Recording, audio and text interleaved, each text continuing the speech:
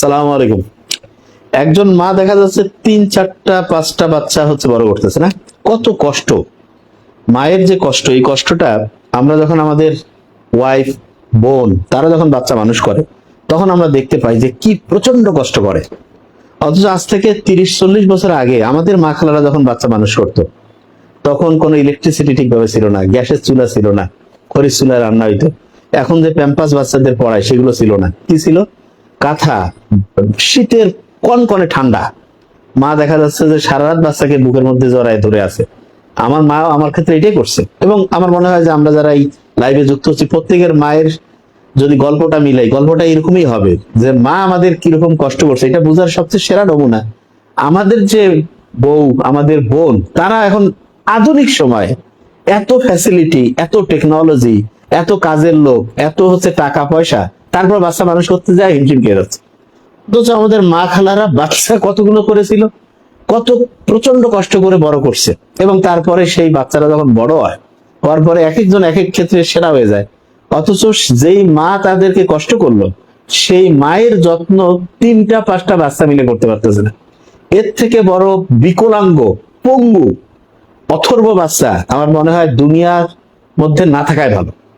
এবং আজকে যেই খবরটা আমি ঠিক সন্ধ্যার একটু আগে পরে এইরকম সময় দেখলাম যে এরকম একটা জিনিস আমার ছোট বোন বললো যে ভাইয়া দেখো যে একটা এই অবস্থা। তা কি হইলো যে একজন বুয়েটের প্রফেসর, তারপরে বলা যেতে পারে যে একজন সম্ভবত যে জয়েন্ট সেক্রেটারি, যুগ্ম সচিব পদমর্যাদার একজন মানুষ, এবং আরেকজন মনে হয় কানাডা প্রবাসী, এইরকম সকল 3 ব্যক্তির মানে জাগতিক ভাবে তো সকলে আমরা বলি না যে একজন বিসিএস অফিসার হয়েছে, একজন বুয়েটে যেখানে পড়াটাই অনেকের স্বপ্ন, সেখানকার প্রফেসর, একজন বিদেশে কানাডায় স্থায়ী অস্থায়ী ভাবে আছে, অগোছালো রুম। ওই অগোছালো রুমের চাইতে তো বস্তি না, ওই পথের মধ্যে যে পাগল মানে মানসিক ভাবে অসুস্থ লোকজন যে জায়গায় থাকে তাও তো অনেক ভালো, যেই চেহারা দেখলাম রুমে।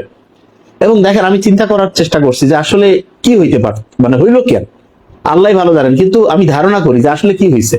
ঈদের আগে পরে কোনো বাচ্চা কাচ্চা মায়ের সাথে ছিল না, মায়ের ওই ঈদের কথাগুলো মনে পড়ছে, বাচ্চাদের বাসায় আসা, একসাথে আনন্দ করা, সবাই মিলে গল্প করা, রান্না বান্না করে খাওয়াচ্ছে, ওই চিন্তা, মা বুড়া হইলেও খেয়াল হয়। এবং ওই চিন্তা যখন আসছে, দেখছে আশেপাশে কোনো বাচ্চা কাচ্চা কেউ নাই, নাতি নাতনি নাই, কিচ্ছু নাই। এই যে কষ্ট, এই কষ্টে হয়তো হার্টবিট খোঁচর মোচর হয়ে গেছে, হার্ট অ্যাটাক হইতে পারে, কি হয়েছে আল্লাহ পাক ভালো জানে, এটা পোস্টমর্টম করলে জানা যাবে।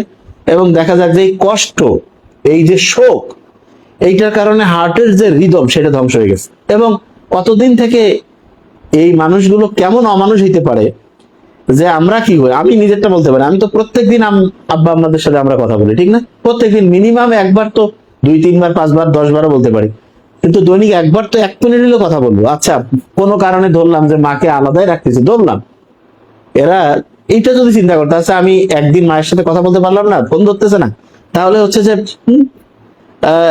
এটা কি যে ঠিক আছে, একটু তাহলে আমি আশেপাশের যারা আছে তাদের দ্বারা একটু খোঁজ খবর নেই। আচ্ছা, খোঁজ খবর 2 দিনে পাইলাম না, তাইলে কাউকে পাঠাই। না হলে সারা দুনিয়া এখন যেরকম মানে যে উন্নত যোগাযোগ ব্যবস্থা, যে কোনো জায়গা থেকে একদম যে যে কি কেমন আছে মা, কি ব্যাপার, একটু খোঁজ নিলেও তো আমি জানতে পারতাম যে আমার মা বেঁচে আছে না মরে গেছে, নাকি অভিমান করছে, কি ব্যাপার। তা দুঃখজনক। এবং আমার যেটা মনে হয়েছে যে এই মানুষগুলোর আল্লাহ জানে আখেরাতে আল্লাহ কি করবে, কিন্তু দুনিয়ায় তারা মানুষদের সামনে যেই খারাপ দৃষ্টান্ত স্থাপন করলো, এইটা আমার মনে হয় যে এইটা থেকে প্রত্যেক বাচ্চাদের, ছেলে মেয়েদের শেখা উচিত যে মানুষ কতটা ঘৃণার চোখে দেখে। একজন মানুষ যত বড় জীবনে সফল হোক না কেন, মা বাবার সাথে যে ভালো আচরণ করে না, তাদের প্রতি মানুষের ধারণাটা কেমন হয়। এবং দেখেন যে আপনি আপনার বাবা মার জন্য করবেন, এটার জন্য কি মানে আল্লাহ যেখানে বলছে আপনাকে মানুষ করছে, এখানে বলতে হবে কেন? এটা তো নিজের মনের ভিতর থেকে আসতে হবে। হ্যাঁ, এখন অনেকে প্রশ্ন করে যে ভাই অনেকে তো আছে পশু, আমি বলি না, পশু অনেক ভালো, পশুরও বাপ মা একই গোত্রের যারা থাকে তাদের প্রতি একটু দুঃখ দরদ থাকে। অথচ এই মানুষদের আসলে এরা শয়তানও, কি কব, শয়তানও তো এদের চাইতে ভালো সত্যিকার অর্থে। মানে এটা কোনো ভাষায় প্রকাশ করা যায় না যে এরকম 3জন ছেলে থাকার পর মায়ের খোঁজ নিচ্ছে না। 10-12 দিন আগে, 8-10 দিন আগে মা পৃথিবী থেকে বিদায় নিয়েছে, পুলিশ এসে খুঁজলো, তারপরে ভেঙে হচ্ছে লাশ পাইলো, এবং রুমের মধ্যে কেন একটা কাজের লোক একটা রাখা যাইতো না? টাকা পয়সা কি এমন অভাব পড়ছে? তার মানে মাকে যে আমি যত্ন করলাম না, কি হারাইলাম, এইটা সারা জীবন এনারা আমি জানি না কি অবস্থায় মানসিক ভাবে আছেন, কিন্তু এনারা কেউ না কেউ তো ওনাদের ছিলেন, ঠিক না? যে ওনার ফ্যামিলি, ওনার ফ্রেন্ডস, আত্মীয় স্বজন, এনাদের সম্বন্ধে কি ধারণা রাখবেন এবং আল্লাহর কাছে কি হিসাব হবে সেটা তো পরে।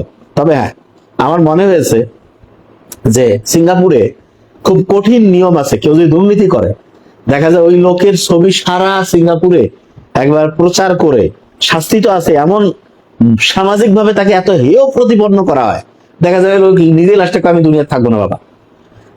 তো এইরকম মা বাবার প্রতি যারা নির্মম আচরণ করে, এনাদের, এটা আমি যেহেতু কোরআন হাদিসের সাথে এটা আমি জানি না কিভাবে যায়, তবে আমার মাথায় আসে এরকম যে এনাদের ছবি রাষ্ট্রীয়ভাবে দেখিয়ে থুতু নিক্ষেপ করা, জুতা নিক্ষেপ করা, রাষ্ট্রীয়ভাবে এদেরকে মানে হচ্ছে যে এনাদেরকে হচ্ছে যে মানে সামাজিক ভাবে রাষ্ট্রীয়ভাবে বয়কটের একটা ব্যবস্থা করা উচিত আমার মনে হয়। তাহলে কি হবে যে মানে যেই বাচ্চা কাচ্চা মা বাবার জন্য মানে মন থেকে আন্তরিকতা আসে না, সেও যাতে করতে বাধ্য হয়, এরকম একটা নিয়ম করা উচিত।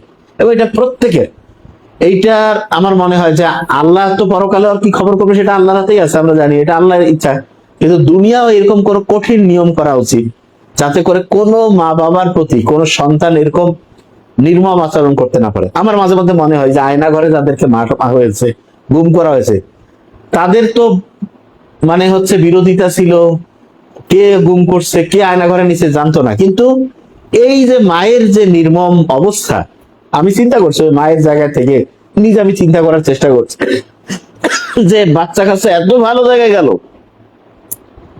মানে মাকে এরকম আলাদা জায়গায় রাখছে, হ্যাঁ, এ কি হবে? কুয়েটের প্রফেসর হয়ে কাম কি, আর জয়েন্ট সেক্রেটারি হয়ে কাম কি, আর কানাডায় প্রবাসী হয়ে কাম কি?